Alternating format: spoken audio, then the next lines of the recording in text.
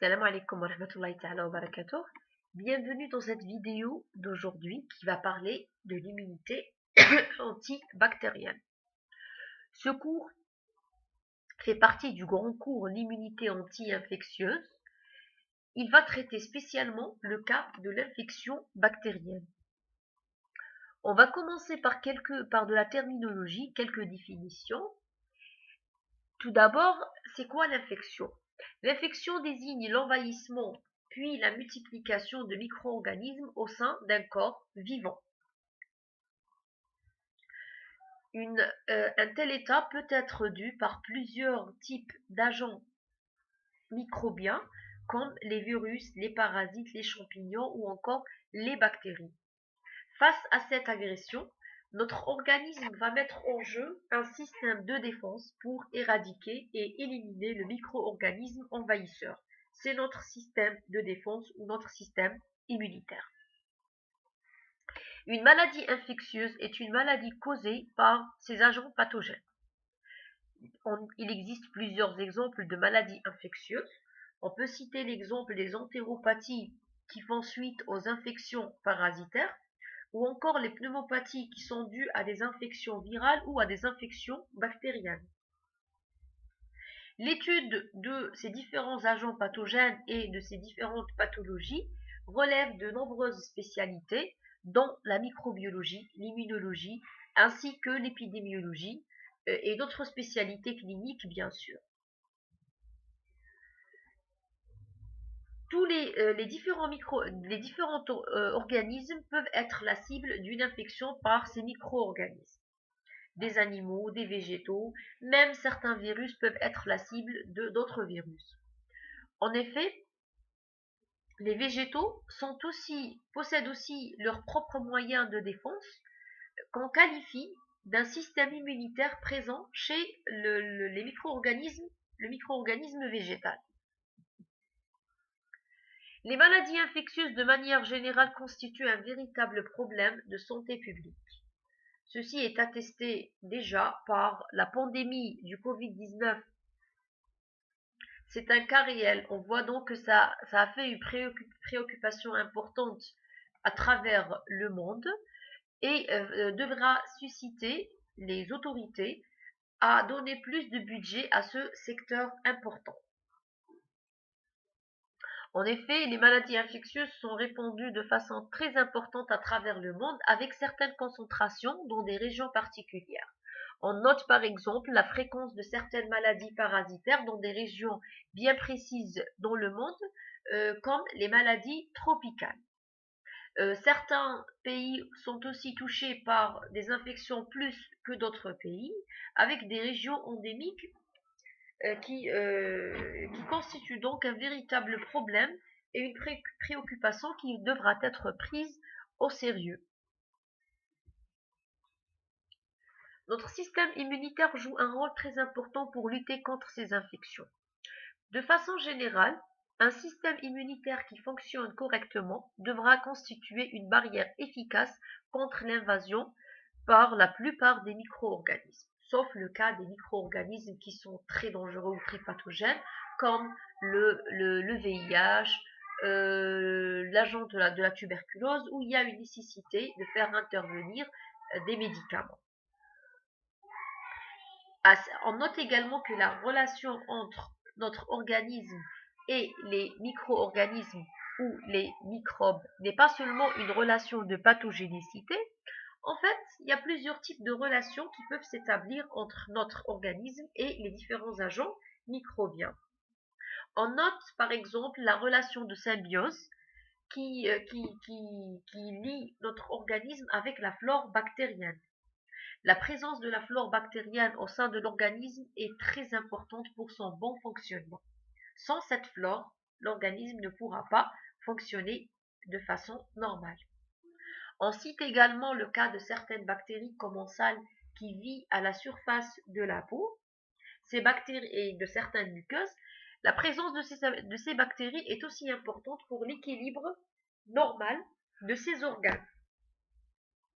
À côté de tout ça, on a aussi les bactéries qui sont par définition pathogènes à l'organisme, telles que les Salmonella par exemple ou Shigella, qui ont un pouvoir pathogène direct sur l'organisme. Le système immunitaire va protéger contre ces infections par différents moyens qu'on regroupe sous la terminologie de la réponse immunitaire.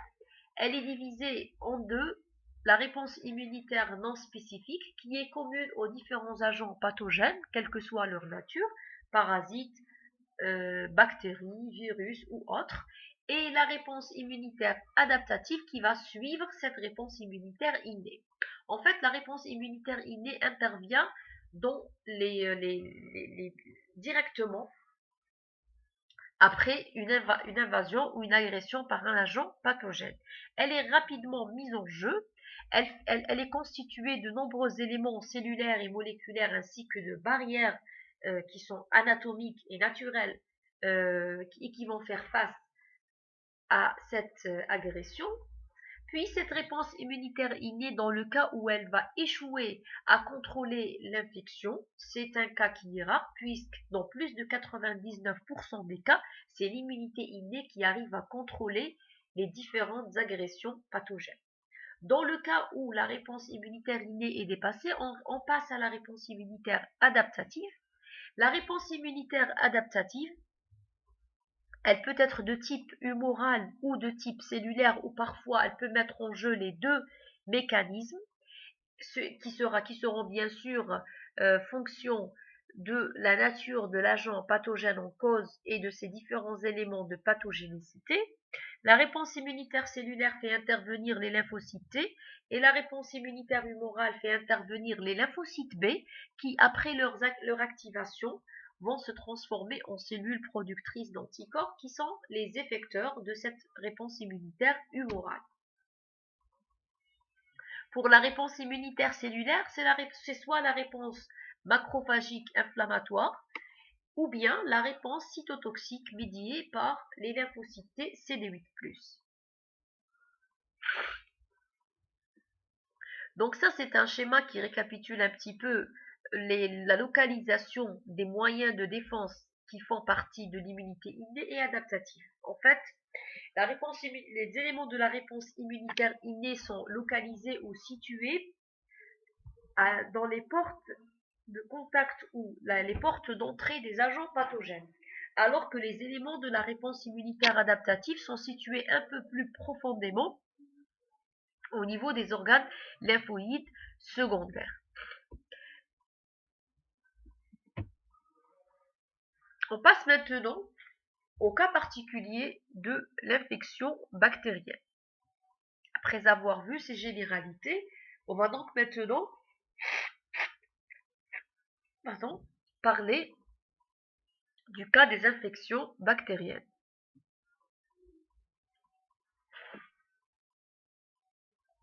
Une bactérie pathogène peut pénétrer, ou une bactérie qui peut aussi devenir pathogène, parce que c'est vrai que certaines bactéries se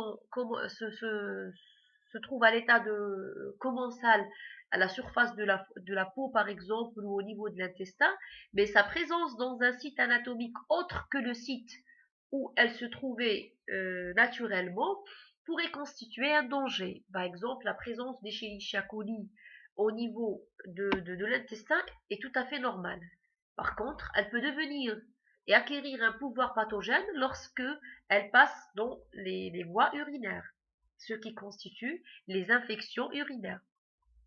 Donc les bactéries qui peuvent devenir ou qui sont pathogènes pour l'organisme peuvent pénétrer par plusieurs voies. On distingue la voie naturelle, c'est le cas des infections qui proviennent ou qui vont toucher le tractus gastro-intestinal. C'est les bactéries qui sont apportées par exemple dans l'alimentation quotidienne. On sait qu'on ingère chaque jour des quantités d'aliments qui peuvent contenir parfois des agents pathogènes dangereux pour l'organisme. On a aussi le tractus respiratoire. C'est à travers l'air qu'on respire quotidiennement. L'air respiré contient également différents agents pathogènes. Ces derniers seront filtrés à travers les barrières que devra franchir cet agent pathogène au niveau respiratoire. Et on a aussi les bactéries qui peuvent pénétrer à travers le tractus génito-urinaire.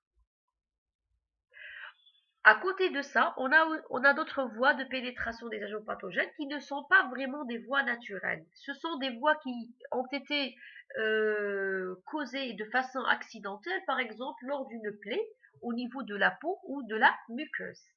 Ces plaies vont constituer une porte d'entrée importante pour les différents agents pathogènes, dont les bactéries. La réponse immunitaire qui sera mise en jeu face à ces bactéries sera dépendante de la nature de la bactérie, de son pouvoir pathogène et de la quantité ou la charge bactérienne inoculée. Les différentes bactéries, donc les bactéries peuvent se multiplier à l'intérieur de la cellule ou à l'extérieur de la cellule. Dans ce cas-là, la réponse immunitaire sera différente. Pour les bactéries qui se multiplient à l'intérieur de la cellule, c'est surtout la réponse immunitaire cellulaire qui est efficace. Dans le cas des bactéries qui se multiplient à l'extérieur de la cellule, c'est la réponse immunitaire humorale à travers la production des anticorps qui est efficace dans ce cas-là. Aussi, lorsque la charge bactérienne est très importante, ceci va nécessiter de façon générale l'intervention de la réponse immunitaire adaptative, alors que lorsque la quantité inoculée est plus ou moins faible, elle pourra être éliminée localement par les cellules phagocytaires sentinelles qui se trouvent dans les différentes portes d'entrée des agents pathogènes.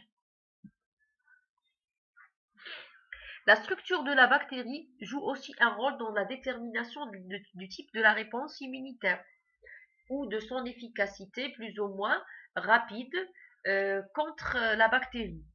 Les bactéries, par exemple, à paroi gram positif ou la structure de la paroi, donc les bactéries gram positif ou gram négatif, vont nécessiter ou susciter des réponses immunitaires différentes, puisque la structure de la paroi sera reconnue par un type différent de récepteurs, qu'on appelle les récepteurs de l'immunité innée, ce qui va stimuler par la suite des voies différentes ou d'activation différentes de la réponse immunitaire.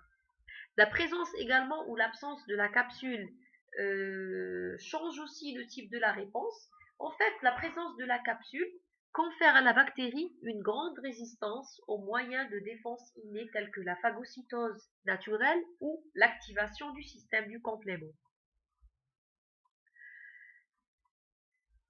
On note également certains pouvoirs pathogènes supplémentaires pour certaines bactéries, telles que la sécrétion de toxines.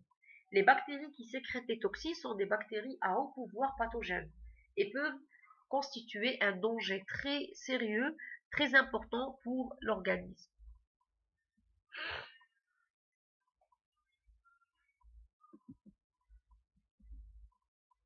Donc, si on compare la réponse immunitaire contre les bactéries extracellulaires et intracellulaires, les bactéries qui sécrètent des toxines ou qui ne sécrètent pas des toxines, les moyens qui sont mis en jeu seraient différents depuis quelques éléments de la réponse immunitaire innée et jusqu'à la réponse immunitaire adaptative. En fait, pour les barrières anatomiques et les moyens physico-chimiques, ils sont communs aux différents agents pathogènes.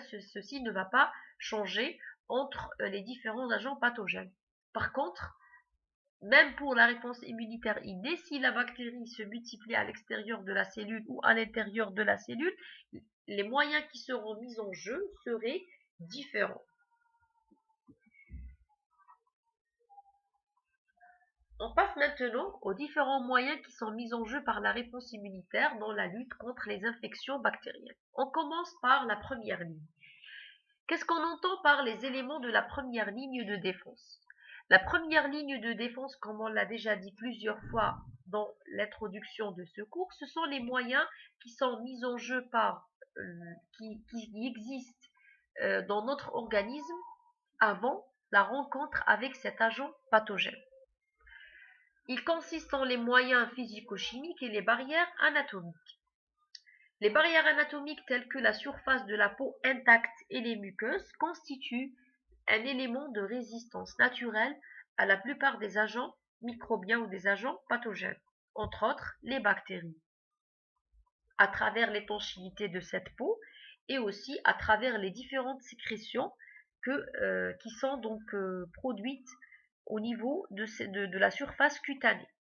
Déjà, le pH acide est un moyen qui, euh, qui, qui empêche, qui va empêcher la prolifération de nombreux agents pathogènes. La peau produit aussi des différentes enzymes protéolytiques qui vont aussi détruire certains agents pathogènes et les empêcher de pénétrer à l'intérieur de l'organisme. Pour cela, normalement, une peau qui est saine et intacte, elle est naturellement résistante à une invasion microbienne. La même chose pour les muqueuses. Les muqueuses constituent également des éléments. Une muqueuse normale, en principe, constitue une surface qui s'entrave avec la pénétration des différents agents pathogènes. Il y a plusieurs moyens au niveau des muqueuses qui vont permettre de lutter contre les invasions. On a par exemple l'action mécanique au niveau du tractus digestif, le péristaltisme intestinal. C'est un moyen qui permet, par son action mécanique, d'éliminer plusieurs agents pathogènes. C'est pour ça quand on a une diarrhée suite à l'ingestion d'un aliment, c'est une réaction tout à fait naturelle du péristaltisme intestinal qui sera activée de façon importante pour éliminer le maximum d'agents pathogènes. Au niveau respiratoire, on a aussi le mouvement ciliaire. Donc au niveau des cellules du tractus respiratoire, on a des cellules qui sont dotées de cils qui vont éliminer dans l'air expiré différents agents pathogènes. Le flux urinaire aussi au niveau de la vessie élimine plusieurs agents pathogènes. On a aussi au niveau des voies conjonctivales, par exemple au niveau de l'œil, les larmes. Les larmes, déjà leur composition déjà les larmes contiennent plusieurs éléments protéolytiques, mais aussi à travers leur action mécanique, ils vont éliminer de nombreux agents pathogènes. La salive, par exemple. La salive, c'est un produit c'est un produit de nettoyage naturel de la peau. On le constate à travers les gens qui ont un déficit de sécrétion exocrine. Dans certaines pathologies qu'on appelle le syndrome sec, on a un tarissement des sécrétions exocrines, donc la sécrétion lacrymale, la sécrétion salivaire, urogénitale. Là, on voit que les gens qui en souffrent présentent plusieurs infections au niveau donc des voies, au niveau de la bouche, par exemple, et au niveau de l'œil, par rapport aux gens normaux. Ceci montre le rôle important joué par la salive, les larmes, pour lutter contre les infections.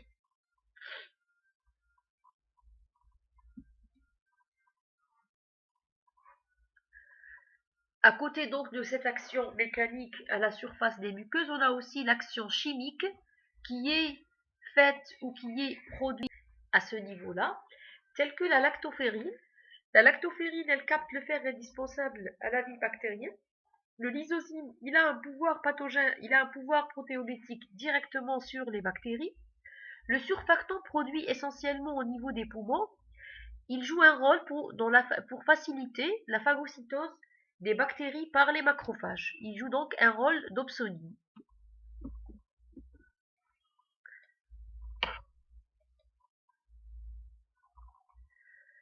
Également au niveau de la muqueuse intestinale, on trouve les IgA sécrétoires. Les IgA sécrétoires, on peut les considérer comme des éléments de l'immunité innée antibactérienne, puisqu'ils vont neutraliser de façon non spécifique en agrégeant les différentes bactéries et en bloquant l'adhérence de ces dernières à la surface des cellules épithéliales.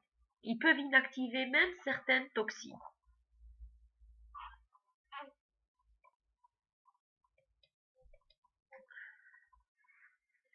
Après, ces moyens de défense qui sont des moyens non spécifiques, mais qu'on va qualifier dans le premier rang des moyens de défense innés contre les infections bactériennes.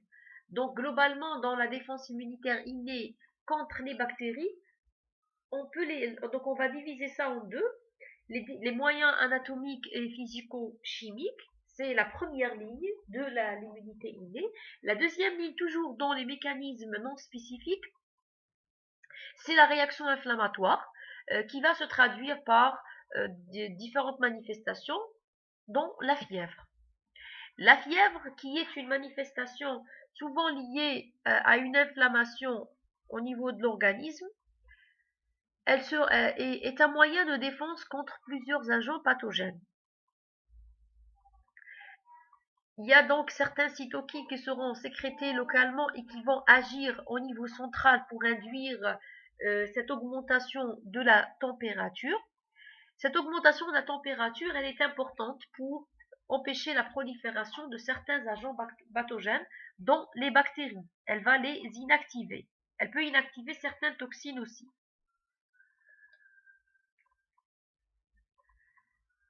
Donc voilà, elle augmente l'efficacité de l'action des cellules du système immunitaire et elle diminue celle des micro-organismes. Par exemple, pour l'agent de la poliomyélite, donc le virus de la poliomyélite, il serait 250 fois plus faible à 40 degrés qu'à 37 degrés. Ici, donc, on soulève un point important quant à l'utilisation non rationnelle des différents agents qui diminuent la température, donc les pyrogènes. Il faut consommer ces produits avec modération et n'avoir recours à ces molécules qu'au cas extrême pour éviter, bien sûr, notamment chez les enfants, les états convulsifs. Mais sinon, une petite réaction, une petite fièvre ou une petite augmentation de fièvre, surtout si elle est tolérée par le sujet, devrait être laissée au moins pour empêcher l'activité de ces agents pathogènes.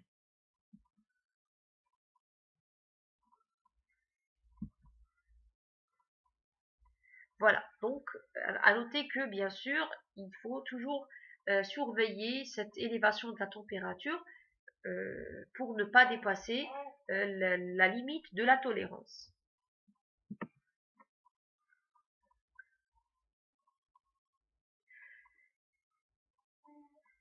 Après ça, donc il y a la réaction inflammatoire. La réaction inflammatoire, c'est un ensemble de mécanismes cellulaires et moléculaires qui sont mis en jeu, qui interagissent ensemble suite au dépassement des premières lignes, comme on l'a dit, les moyens physiques et les barrières anatomiques. La réaction inflammatoire serait due à l'activation cellulaire et moléculaire par les différents produits et agents bactériens, ainsi que par certaines molécules qui sont produites localement par l'organisme. Donc l'inflammation, elle est déclenchée d'une part par la bactérie elle-même et par les produits qu'elle va libérer, par exemple les toxines, etc., qui vont activer directement les cellules localement et induire cette réaction inflammatoire. Par exemple aussi, lorsqu'il y a activation du système du complément par certaines bactéries, certains produits de dégradation du système du complément comme les anaphylatoxines vont amplifier et déclencher cette réaction, ils vont déclencher et amplifier cette réaction inflammatoire. D'autre part, cette réaction inflammatoire est également maintenue par des substances qui seront libérées par l'organisme lui-même, c'est-à-dire par les cellules. En fait, les cellules activées par ces bactéries produisent ce qu'on appelle les cytokines et les chimiokines, des enzymes protéolytiques qui vont maintenir et amplifier et augmenter cette réaction inflammatoire. La réaction inflammatoire est donc constituée d'éléments cellulaires et d'éléments solubles ou moléculaires. En fait, au site de l'inflammation, il y a toujours des cellules qui sont présentes localement, comme les mastocytes ou les macrophages résidents, qui sont là comme des cellules sentinelles à surveiller l'organisme à travers les différentes portes d'entrée des agents pathogènes.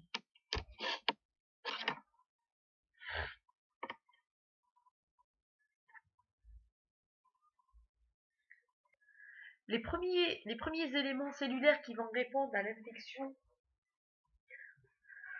à travers la réaction inflammatoire sont d'abord les cellules qui sont présentes localement, comme on a dit, les mastocytes, et aussi les macrophages résidents.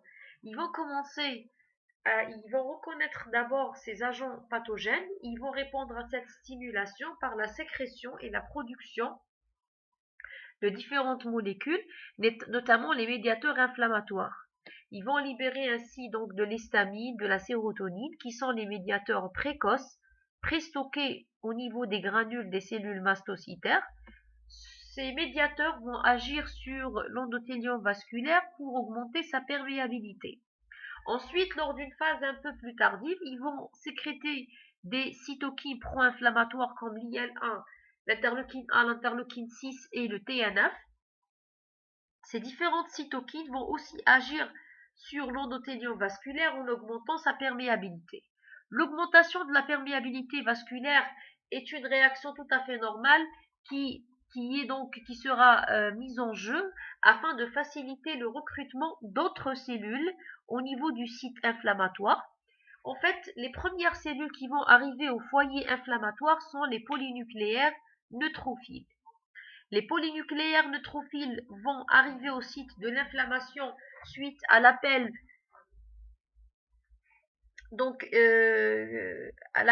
à travers les chimiokines produites ici localement par les cellules activées. Et lors d'une phase un peu plus tardive, les monocytes macrophages vont arriver au site de l'inflammation en répondant également à des éléments d'appel des chimiokines spécialisés dans le recrutement des monocytes et des macrophages.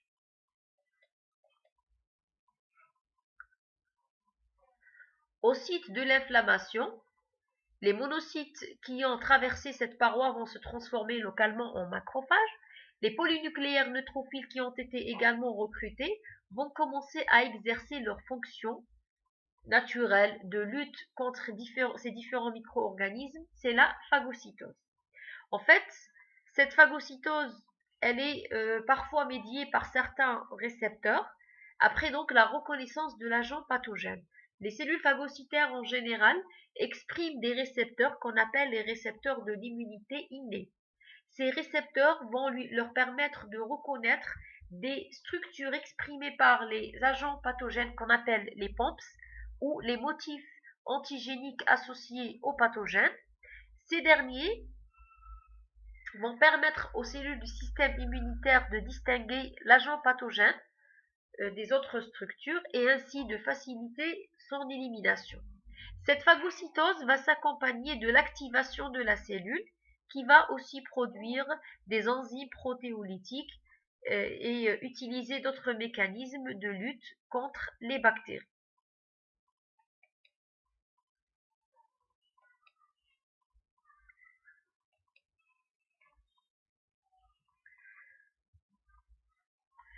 Voilà, parmi les récepteurs qui vont faciliter le fonctionnement des macrophages, faciliter donc cette endocytose, on a les récepteurs du système du complément.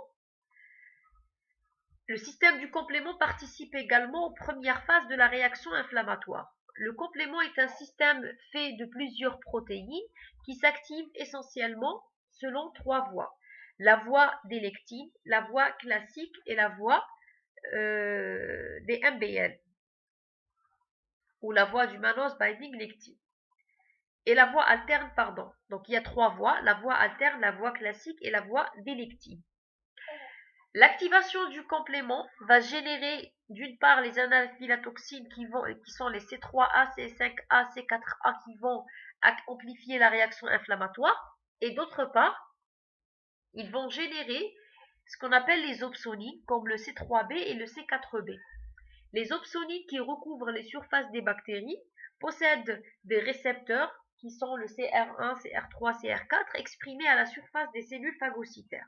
Ainsi, la bactérie qui est recouverte des opsonines sera facilement phagocytée par les macrophages et les polynucléaires neutrophiles. D'autres types de récepteurs qui sont exprimés et qui permettent de reconnaître les bactéries et qui font aussi partie des PRR ou des récepteurs de l'immunité innée, on a les récepteurs scavengers, les toll-like récepteurs et la molécule CD14 à la surface des macrophages. La phagocytose passe par plusieurs étapes. D'abord, la reconnaissance de la bactérie par les récepteurs d'endocytose. Ensuite, la formation des pseudopodes et l'englobement de la bactérie. Formation de ce qu'on appelle le phagosome. Le phagosome fusionne avec le lysosome qui est, donc ce sont des cavités qui se trouvent déjà au niveau des cellules phagocytaires. Elles sont pleines d'enzymes protéolytiques. La fusion du phagosome et du lysosome forme ce qu'on appelle le phagolysosome et le phagolysosome va permettre d'éliminer l'agent pathogène. Ça, c'est une phagocytose qui est dite normale ou une phagocytose avec les mécanismes donc qui sont des mécanismes naturels, parce qu'il y a aussi une étape plus poussée de la phagocytose qu'on appelle l'explosion oxydative. Donc cette phagocytose est médiée seulement par les récepteurs d'endocytose. Les éléments ou le rejet ou les débris qui restent des bactéries seront éliminés par exocytose à l'extérieur de la cellule. Les cellules phagocytaires sont représentées par les polynucléaires neutrophiles et le macrophage.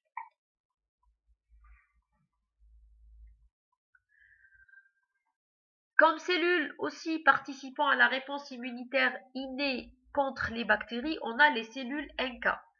Les cellules NK participent à la réponse immunitaire innée essentiellement par la production de l'interféron gamma qui est une cytokine importante pour l'activation des macrophages.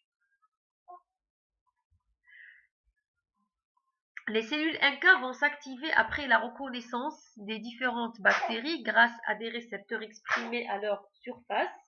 Elles vont ainsi libérer de l'interféron gamma essentiellement. Et l'interféron gamma, c'est un puissant activateur des macrophages, comme on le voit.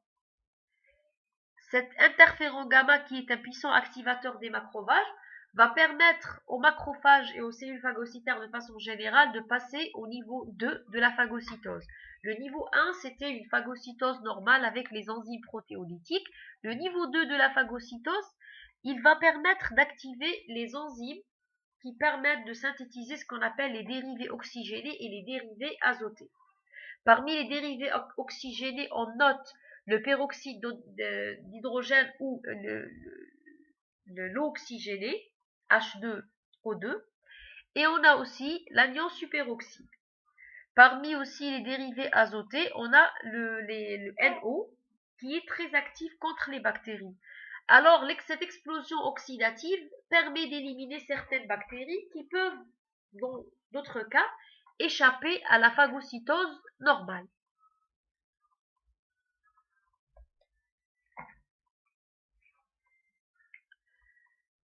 Pour le système du complément, on l'a déjà dit, le système du complément est un élément qui participe à la réaction inflammatoire et aussi aux premières phases de lutte contre les bactéries. Le système du complément est activé par plusieurs produits bactériens, surtout les bactéries qui sont riches en peptidoglycanes vont activer la voie interne du système du complément. Parmi les conséquences de l'activation du système du complément, c'est l'amplification de la réaction inflammatoire d'une part, et d'autre part, comme on l'a dit, l'opsonisation ou ils vont faciliter l'action de phagocytose exercée par les cellules phagocytaires présentes localement.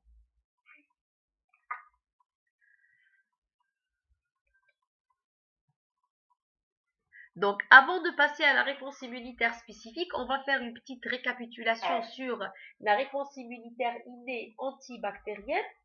Comme on l'a dit, une bactérie, elle va pénétrer à l'intérieur de l'organisme, soit par la voie naturelle, soit de façon plus passive, à travers une brèche ou une plaie qui va donc laisser passer ces bactéries. L'organisme est en principe doué ou doté de plusieurs mécanismes de défense contre ces bactéries. La première ligne, c'est l'immunité non spécifique.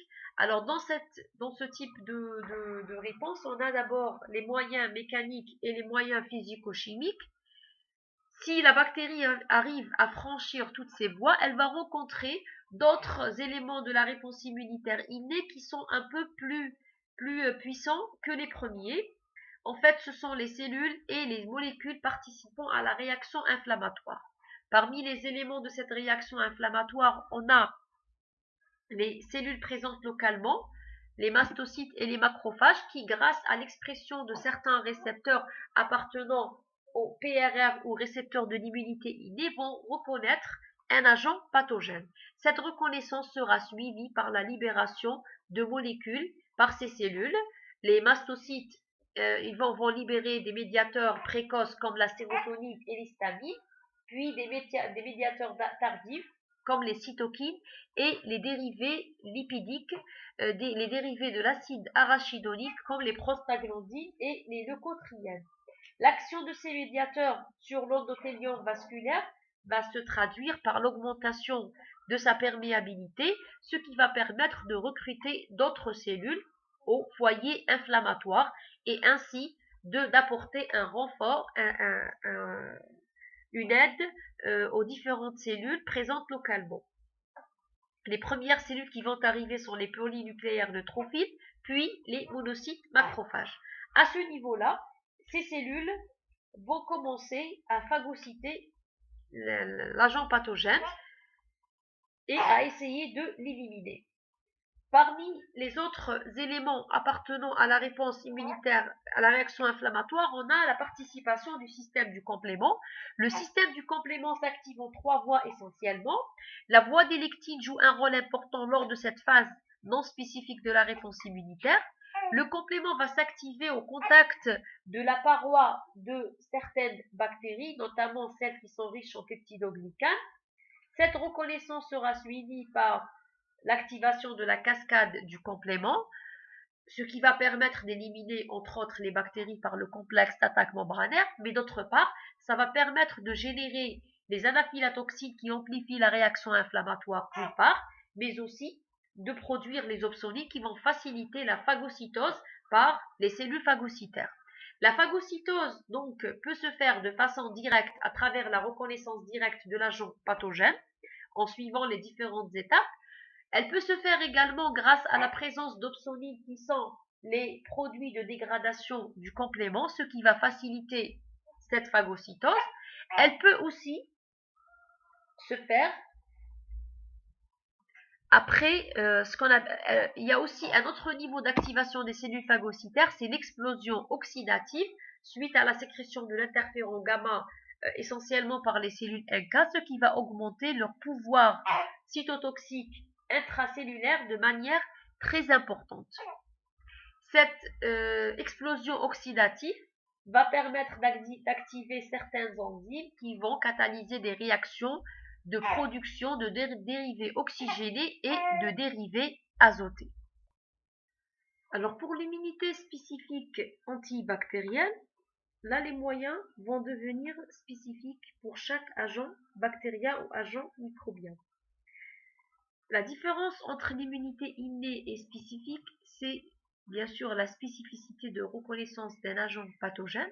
La réponse immunitaire innée ne fait pas la différence entre les différents micro-organismes, malgré qu'il y a des récepteurs de type PRR qui peuvent distinguer un agent pathogène de cellules, de composants normaux de l'organisme. Mais la spécificité de la réponse adaptative, elle est fondée sur l'existence de récepteurs spécifiques exprimés par les cellules B et les cellules T qui sont le BCR et le TCR. Le BCR et le TCR en fait permettent une reconnaissance hautement spécifique qui peut distinguer chaque agent pathogène et de laisser une trace très spécifique de celui-ci qui pourra par la suite se traduire par si on peut donc qualifier ça d'une sauvegarde, d'une mémoire immunologique vis-à-vis de cet agent pathogène spécifiquement.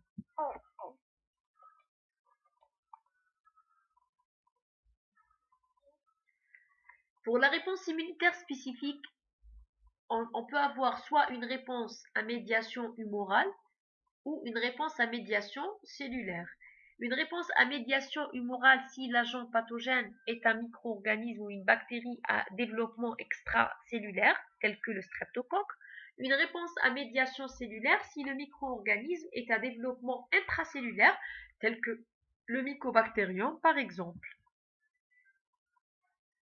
En fait, pour les bactéries, une bactérie peut avoir un effet pathogène par un pouvoir invasif, c'est-à-dire qu'elle va envahir l'organisme, détruire des cellules et se multiplier à l'intérieur de la cellule.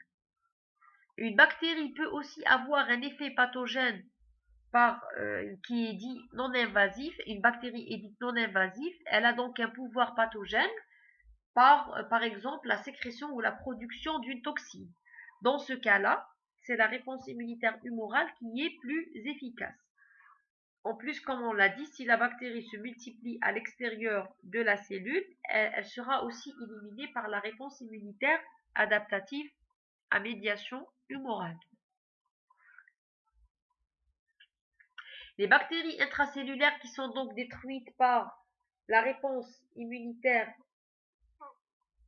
cellulaire sont éliminées essentiellement par les cellules cytotoxiques, donc une réponse de type TH1 qui va activer les lymphocytes CD8 cytotoxiques, d'une part, et d'autre part par la réaction macrophagique inflammatoire.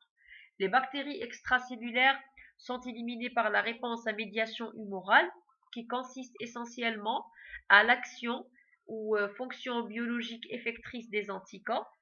Les anticorps peuvent avoir plusieurs types de fonctions effectrices. Ils peuvent empêcher l'adhérence de la bactérie à son récepteur, donc la neutralisation de l'effet de la bactérie. Ils peuvent aussi activer le système du complément.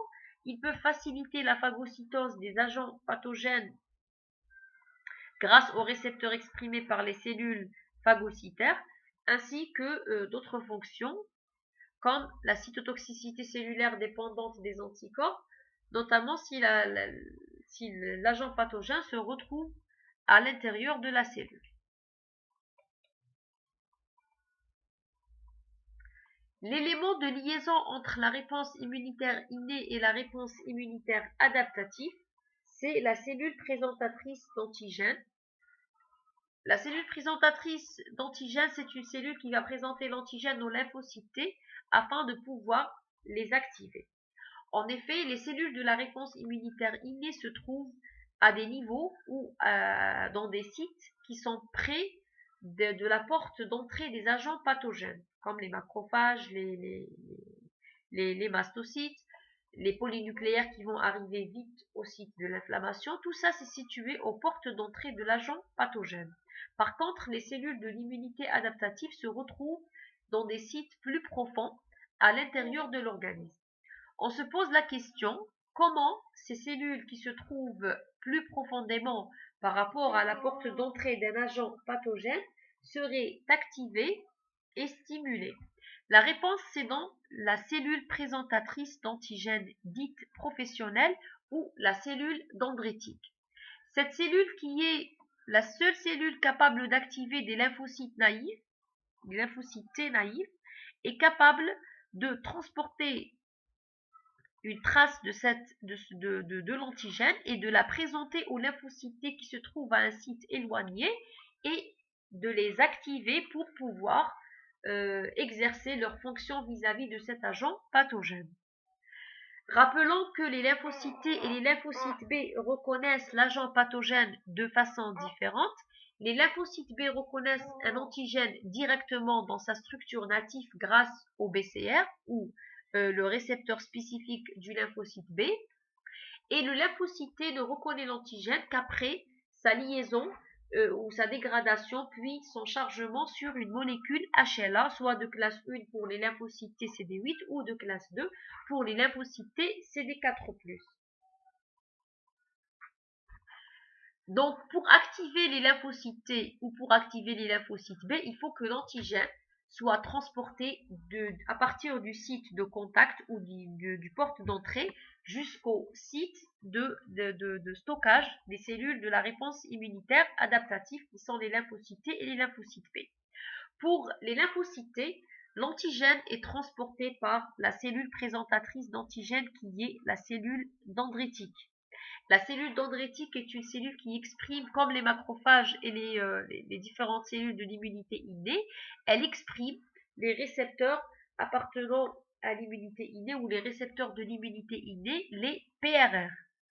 Ces PRR vont permettre à la cellule dendritique de reconnaître l'agent pathogène, de l'endocyter, puis de le charger dans les molécules de présentation antigénique aux lymphocytes. Ils permettent également d'activer cette cellule pour passer du phénotype immature vers le phénotype mature. La cellule dendritique en fait se trouve dans les sites de pénétration de l'agent pathogène à l'état immature. Après la reconnaissance de l'agent pathogène et l'activation par celui-ci et par les différentes cytokines sécrétées localement, elle devient mature et elle devient capable de voyager depuis la périphérie vers les organes lymphoïdes centraux pour présenter l'antigène essentiellement aux lymphocytes T, CD4+, les lymphocytes T, CD4+, et ou lymphocytes T, CD8+, selon la nature de la réponse immunitaire qui sera mise en jeu. Pour une réponse immunitaire cellulaire, il faut activer à la fois les lymphocytes T CD4+, et les lymphocytes T CD8+, donc expression de l'antigène au niveau des molécules HLA de classe 2 et HLA de classe 1. S'il s'agit d'une réponse immunitaire humorale, il faut aussi activer le lymphocyte T CD4+, puisque la réponse immunitaire humorale dépend dans plusieurs cas de figure de la présence du HELP des lymphocytes T CD4+, et d'autre part, il faut activer le lymphocyte B.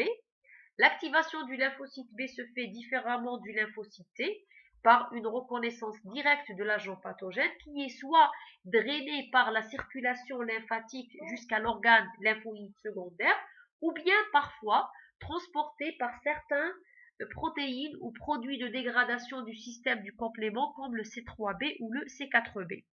Tout ça va mener ou va permettre la reconnaissance de cet agent pathogène par le lymphocyte B. Cette étape de reconnaissance est une étape capitale et très importante pour développer la réponse immunitaire adaptative.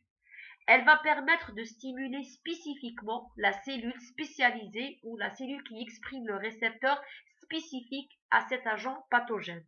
On a vu dans le cours des lymphocytes T et B que le développement de ces cellules passe par une étape de génération des récepteurs, que ce soit le TCR ou le BCR, qui va permettre de choisir un réarrangement génétique bien précis qui permet de reconnaître une structure antigénique particulière. C'est la spécificité de la réponse immunitaire adaptative. Donc, cette étape de reconnaissance est très importante. Elle permet de choisir les cellules qui vont s'activer vis-à-vis de cet agent pathogène. Après cette étape de reconnaissance, il va y avoir une activation spécifique de ces cellules. Cette activation spécifique va permettre la génération des effecteurs qui vont maintenant rejoindre le site de l'inflammation et participer à l'élimination de celui-ci par des mécanismes beaucoup plus développés que la réponse immunitaire innée et donc beaucoup plus efficace. Voilà donc la cellule présentatrice d'antigènes qui reconnaît un agent pathogène par les récepteurs de l'immunité innée, entre autres les TLR. Cette reconnaissance va permettre de passer à la configuration de la configuration immature vers la configuration mature avec l'augmentation d'expression des molécules de costimulation et de présentation antigénique d'une part, un changement morphologique avec le développement de dendrites cellulaires, donc les prolongements cytoplasmiques qui vont permettre de présenter l'antigène aux lymphocytes T au niveau des organes lymphoïdes secondaires.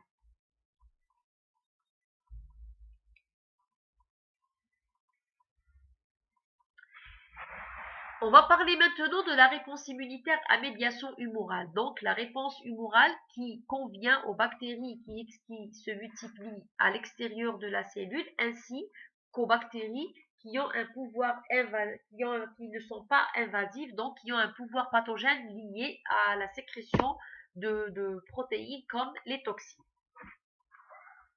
Donc là, il y a nécessité d'activation d'une part des lymphocytes CD4+, s'il s'agit d'une réponse immunitaire de type T dépendante.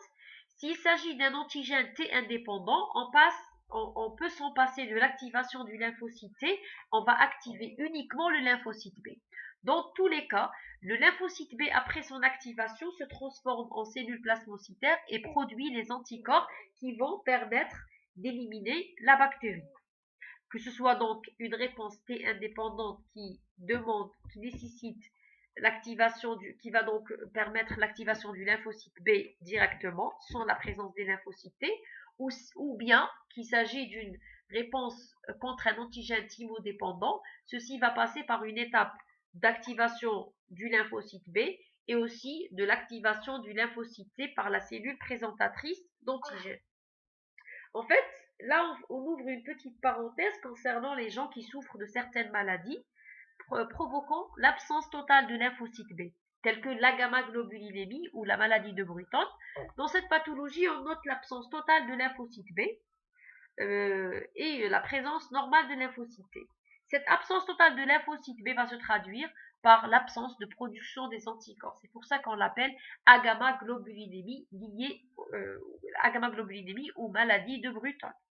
Cette pathologie va se traduire par la présence ou une susceptibilité à des infections contre des agents, notamment des bactéries qui se multiplient à l'extérieur de la cellule. Et l'état du patient est amélioré par l'injection d'immunoglobulines par voie intraveineuse. Donc c'était une petite parenthèse pour montrer l'importance des anticorps et de la réponse immunitaire humorale dans la défense contre les infections de façon générale et particulièrement les infections bactériennes contre des bactéries qui se multiplient à l'extérieur de la cellule. Aussi, comme on l'a dit plusieurs fois, contre les bactéries qui ont un pouvoir pathogène lié à la production de toxines. Dans ce cas-là, les anticorps sont très efficaces. Ils vont seulement neutraliser l'effet de la toxine. Ils vont empêcher la toxine d'atteindre son site d'action. Et ainsi, ils vont conférer une protection totale. Ce principe est largement utilisé dans la vaccination. Et la vaccination, dans ce cas-là, contre les bactéries qui ont un pouvoir pathogène lié aux toxines, la vaccination est très efficace et très solide pour protéger contre une nouvelle infection par ce même agent pathogène. Pour les bactéries, cette fois-ci, qui se multiplient à l'extérieur de la cellule, mais qui ont un pouvoir invasif direct, c'est-à-dire qui vont entraîner, qui sont elles-mêmes douées d'un pouvoir pathogène, dans ce cas-là, les anticorps vont utiliser d'autres moyens. Ils seraient des médiateurs ou des éléments intermédiaires entre la bactérie et des cellules impliquées dans l'élimination de la bactérie. Par exemple, on a parlé tout à l'heure de l'opsonisation. Vous voyez le principe de l'opsonisation, c'est après que les anticorps reconnaissent l'antigène, grâce à la partie Fc, un récepteur exprimé par le macrophage reconnaissant la partie Fc de l'anticorps, la cellule phagocytaire va pouvoir éliminer la bactérie d'une façon plus efficace qu'une phagocytose normale ou directe. On voit donc le rôle important joué par les anticorps dans la réponse immunitaire humorale antibactérienne. Et ceci convient aussi essentiellement pour lutter contre les bactéries qui résistent à la phagocytose naturelle. On a cité l'exemple tout à l'heure des bactéries encapsulées. D'autre part, un autre moyen qu'on peut utiliser à travers les anticorps pour détruire l'agent pathogène, c'est l'activation du complément et la formation du complexe d'attaque membranaire. Cette fois-ci, le complément est activé par la voie classique. L'anticorps va reconnaître l'antigène, puis il va activer le système du complément par la voie classique, ce qui aboutit à la formation du complexe d'attaque membranaire et la destruction de l'agent pathogène. Sinon, pour certaines bactéries, on peut avoir une élimination directe par neutralisation de l'agent pathogène après la reconnaissance par l'anticorps. Par exemple, l'IgA au niveau des muqueuses, l'IgA qui est produite spécifiquement vis-à-vis d'un agent pathogène, par exemple Salmonella ou Shigella au niveau de la muqueuse intestinale, va reconnaître, en cas d'une réinfection par ce même agent pathogène, elle va reconnaître cet agent pathogène, elle va l'empêcher d'atteindre la cible ou d'adhérer à la paroi intestinale.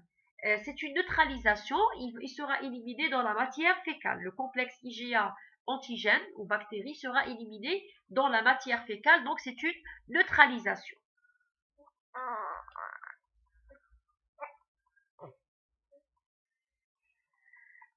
Comme on l'a dit, donc l'activation du complément va détruire la cellule par formation du complexe d'attaque membranaire, mais va également amplifier la réaction inflammatoire et donc renforcer la réponse immunitaire innée déjà établie contre ce même agent pathogène. Pour la réponse immunitaire cellulaire contre les bactéries, ce sont essentiellement les bactéries qui se multiplient à l'intérieur de la cellule. Donc, par exemple, le Mycobacterium tuberculosis. Dans ce cas-là, la réponse immunitaire ressemble à celle qui est établie contre un virus ou un parasite à multiplication intracellulaire.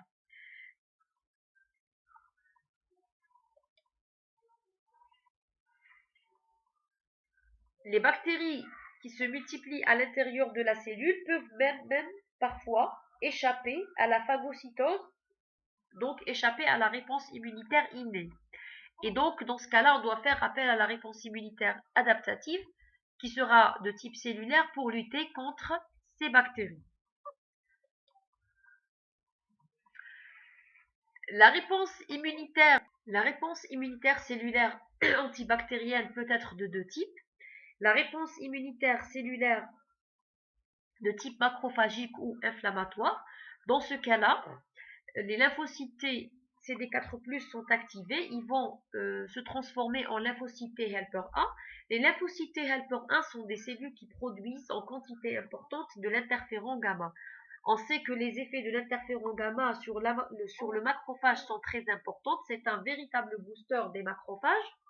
Il va augmenter leur pouvoir phagocytaire, il va provoquer l'explosion oxydative à l'intérieur des macrophages, donc il va augmenter leur cytotoxicité cellulaire. Et donc, ce qui va se traduire par l'élimination de l'agent pathogène qui se trouvait à l'intérieur de ces cellules. On peut citer ici l'exemple de l'infection par Mycobacterium tuberculosis. Dans le cas d'une infection par le Mycobacterium tuberculosis, cet agent pathogène peut proliférer de façon normale à l'intérieur du macrophage. Il peut résister à la phagocytose et aux différentes enzymes produites par le macrophage lors de la réponse immunitaire innée. Par contre, lorsque la réponse immunitaire adaptative est activée, et grâce ou en présence de l'interféron gamma, le macrophage ou le pouvoir phagocytaire du macrophage va augmenter de façon importante et il y aura une explosion oxydative, ce qui va faciliter l'élimination du mycobacterium qui se trouvait à l'intérieur du macrophage. À côté de la réponse inflammatoire macrophagique, on peut aussi avoir la réponse cellulaire antibactérienne de type cytotoxique. La réponse cytotoxique dépend de la présence des lymphocytes TCD8+. Il y a donc activation des lymphocytes TCD4+, et des lymphocytes TCD8+. Les lymphocytes CD8+, pour se transformer en cellules à partir des cellules pré-cytotoxiques vers une cellule cytotoxique, on doit l'activer par la cellule présentatrice d'antigènes et par la présence de lymphocytes T helper de type 1. Les cellules cytotoxiques vont par la suite revenir vers le site de pénétration de l'agent pathogène et vont détruire les cellules qui contiennent les bactéries à l'intérieur. Donc, les cellules qui sont infectées par ces différentes bactéries vont exprimer des produits dérivés de cette bactérie dans les molécules HLA de classe 1. Elles seront reconnues par les lymphocytes TCD8+, grâce donc à l'expression du TCR, qui va reconnaître spécialement le complexe peptide CMH classe 1 et ça va se traduire par l'élimination de la cellule et de la bactérie en même temps.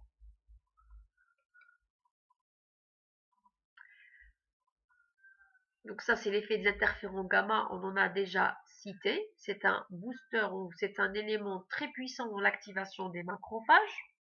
Donc, en résumé, pour les bactéries qui se multiplient à l'intérieur de la cellule, c'est la réponse macrophagique pro-inflammatoire et la réponse cytotoxique médiée par les lymphocytes T CD8+. On passe maintenant au mécanisme d'échappement à la réponse immunitaire. En fait, les bactéries développent des mécanismes d'échappement pour fuir ou détourner la réponse immunitaire dirigée contre eux. Plusieurs mécanismes peuvent être utilisés par les bactéries.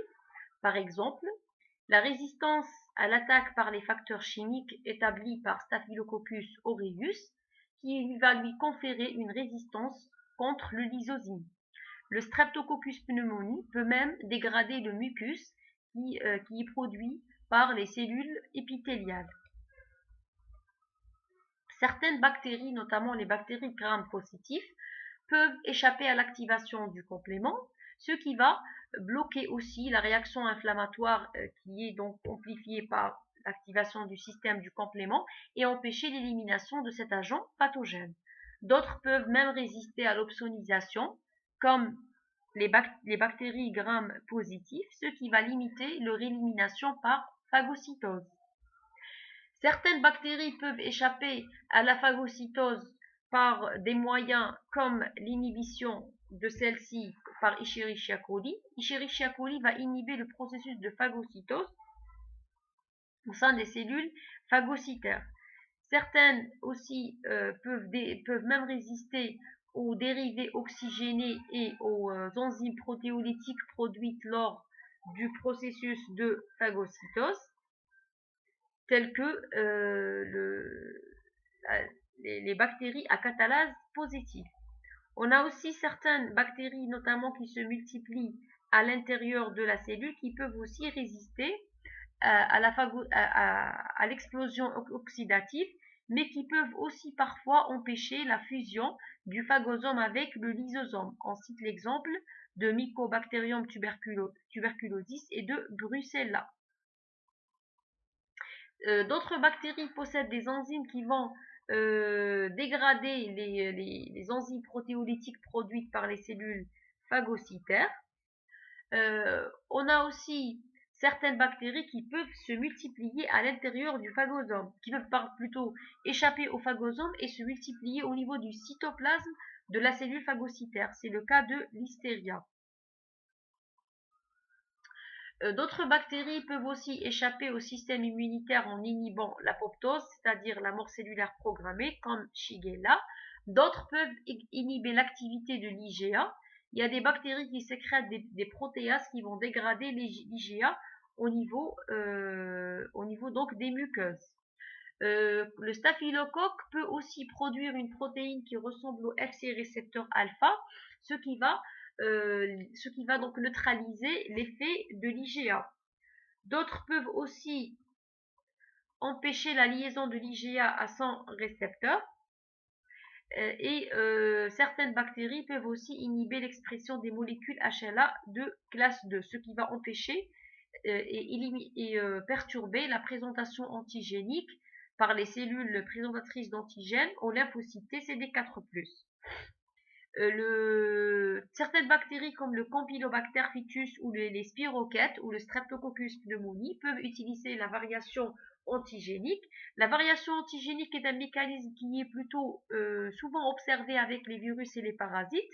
C'est des mutations qui vont entraîner des changements dans la structure antigénique de la bactérie, ce qui va entraîner à chaque fois un changement dans la structure de celle-ci et donc une inefficacité des effecteurs spécifiques produits préalablement vis-à-vis de cet agent pathogène. On va parler maintenant de quelques états immunopathologiques qui sont induits par les bactéries. Les bactéries peuvent induire plusieurs états pathologiques. Certaines bactéries qui se fixent sur les hématies, lorsque ces derniers sont éliminés par les cellules du système immunitaire, ceci peut provoquer un état d'anémie ou un choc inflammatoire avec une destruction des globules rouges. On peut observer aussi des réactions qui ressemblent ou de type hypersensibilité de type 3, voire même des fois hypersensibilité de type 4. À force de passer à une infection chronique avec une réponse immunitaire humorale, ceci peut se traduire par ce qu'on appelle la maladie sérique ou l'hypersensibilité de type 3. La formation du granulome et les manifestations d'hypersensibilité de type 4 peuvent être également observées lors de certains cas d'infection, notamment avec le Mycobacterium tuberculosis. Enfin, je vous remercie pour votre attention. Si vous avez des questions ou des remarques, vous pouvez les laisser dans les commentaires. Merci pour votre attention.